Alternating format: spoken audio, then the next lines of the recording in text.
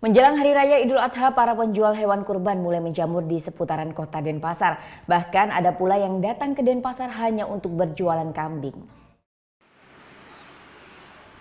Menjadi tradisi tahunan menjelang Hari Raya Idul Adha, penjual hewan kurban terutama kambing bermunculan di seputaran kota Denpasar. Seperti misalnya di seputaran Jalan Malboro Denpasar. Umar yang sehari-harinya berjualan furniture di Singaraja ini sengaja datang ke Denpasar untuk berjualan hewan kurban. Baginya, menjual kambing merupakan rutinitas setiap tahun sejak 8 tahun yang lalu.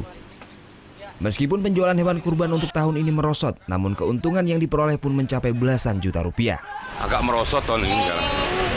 Kenapa, Pak? Ya mungkin saingan terlalu banyak. Orang banyak yang musola yang jualan langsung. Sementara salah satu pembeli mengaku sudah membeli 6 ekor kambing untuk kebutuhan Hari Raya Idul Adha.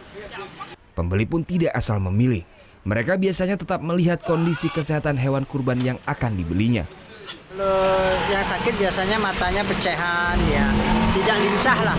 Kalau yang sehat kan dari postur tubuhnya, dari matanya kan kelihatan lebih sehat. Tidak itu saja, di seputaran Renon juga terdapat sejumlah penjual hewan kurban dadakan. Rata-rata harga kambing yang dijual mulai dari 2 hingga 3,5 juta rupiah. Sebagian besar pembelinya berasal dari Denpasar. Sebelum Hari Raya Idul Adha tiba, pembeli biasanya menitipkan kambingnya kepada penjual lalu dibubuhi cat sebagai tanda bukti. Surya Sanjaya melaporkan untuk NET.